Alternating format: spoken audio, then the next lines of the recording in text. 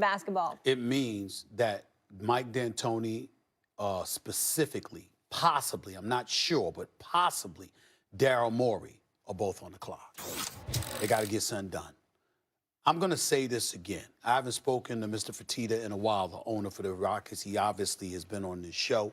Obviously, I've spoken to him on many, many occasions.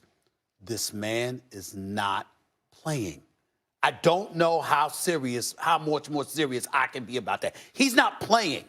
There is a standard that he believes, fair or unfair, needs to be met, and he's watching all of this. He purchased the team a few years ago. He spent the first couple of years watching and observing and learning, according to him. Those were his words. He believes he has arrived to the point where he can at least judge what his personnel is doing. So let's analyze, Max, for a second what's transpiring. The other night, the Houston Rockets win a game. They go small. They don't play a player over 6'6". That's the first time that's happened in the NBA since 1963 with the New York Knicks, okay? They win this game. But let me tell you what I peeled from it. I saw the quotes from D'Antoni. You're going to have to keep up with us, right? Because people were speculating you're sacrificing rebounding. You're sacrificing defense, not on the perimeter, because Robert Covington was a good player for the Sixers before getting traded to Minnesota, and he's a damn good perimeter defender, and he buffers your perimeter defense. And obviously, with a lot of teams in the league, you know, predicating their success on perimeter play to improve your perimeter defense, there's nothing wrong with that. The flip side to it is that the rim protection, you know, rebounding down low and stuff like that, it's being sacrificed. D'Antoni is unapologetic about that. Why is that relevant? Because yet again, here we are with Houston trying something. Major props to Daryl Morey for doing something. He doesn't stand still. He doesn't stand pat. He's constantly going for it. All of those things are true, and he should be applauded for it. I'm just saying you're working for an owner that he ain't applauding your effort. He's applauding results. Good for Fertitta. And at some point in time, they're going to have to produce. Good for Fertitta for having that standard. I will remind people, though, what were the Houston Rockets really before Daryl Morey? Like, there are two ways you could wind up on a second-round treadmill. You could be a 48-win team, a 50-win team that winds up on a second-round treadmill because you're just going to keep banging your head against the wall. Your system isn't good enough. And really, because you don't have LeBron James or Kawhi Leonard or someone quite on that level. That includes James Harden in the playoffs. Or you can try something new. You'll be on the same second-round treadmill maybe, but maybe with 58 wins. And maybe at least you have you're giving yourself a chance, right? Daryl Morey took over a team without a LeBron James or someone like that, an Anthony Davis, a Kawhi Leonard, someone like that. And he built this up. He identified James Harden. That dude can be much more than people realize, stuff like that. When you go small ball, it's not about height. Height has nothing to do with it, because basketball selects out for height. The percentage of 7-footers in the world in the NBA is high, of 6-footers is low. It's an advantage to be tall. But to play the kind of basketball Daryl Morey wants you to play, or Mike D'Antoni in this case, it's easier to find that among shorter players. So he's not saying height's not important.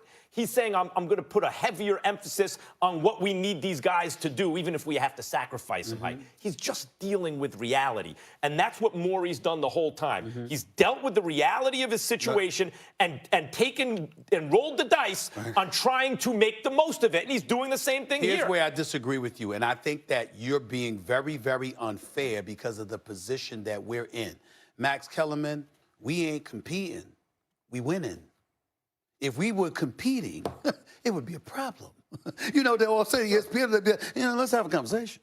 What are we doing? I mean, is that what we want to do? Now, I'm saying because some places number one across the time slot, across cable TV, there we go. That's winning? What I'm saying to you is this.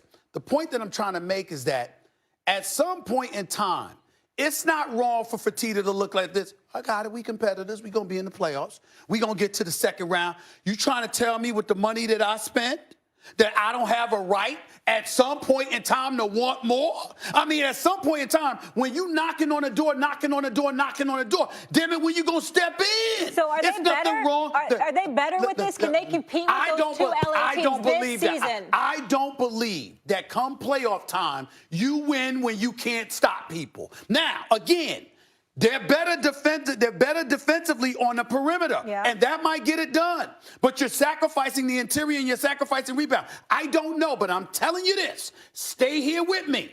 If Mike D'Antoni gets himself bounced out in the second round of the playoffs, there's going to be a new coach in Houston next year. That's fine, but then I don't give a damn what anybody says. You're probably right, and good for Fertitta for having that standard. But I want to say this. Don't mess with Morey. Don't mess with Morey now. I want to say this. Right. Let's keep in mind. And I like D'Antoni. Look at David Tepper and what he's done with the Panthers. Carolina, he's making changes. He came into a basically successful franchise. Okay. And he said, nope, not good enough. Okay. Having a winning record, Moses, is not good enough. We need to do better, and I think we're at a dead end. We need to change some things. Okay.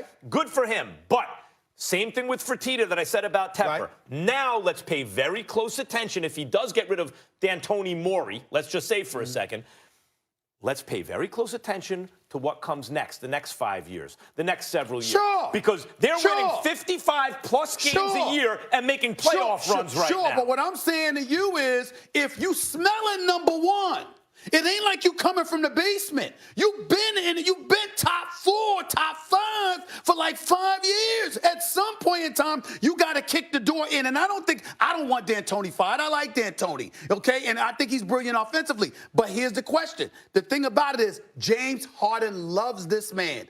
What he has done for James Harden's career is undeniable. But is that going to win you the chip? You know what I'll say to that? Is that going to win you the chip? You know what I'll say to that?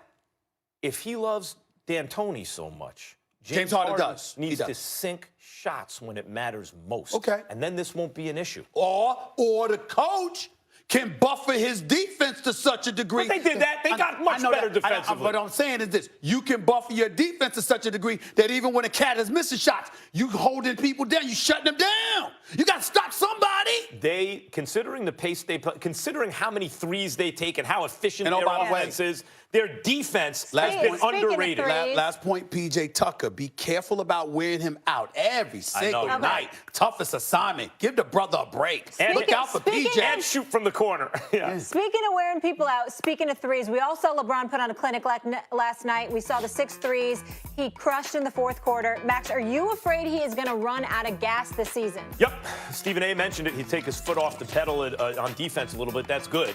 But he spent, the first 40 games, would you say, Stephen A., more or less, really playing pedal to the metal on defense, averaging about 35 minutes a game, carrying the whole offense. At his age, I'm afraid of 2 things. 1, not enough gas in the tank once the playoffs start, especially competing against the guy who's load managing in Kawhi, if that's the matchup.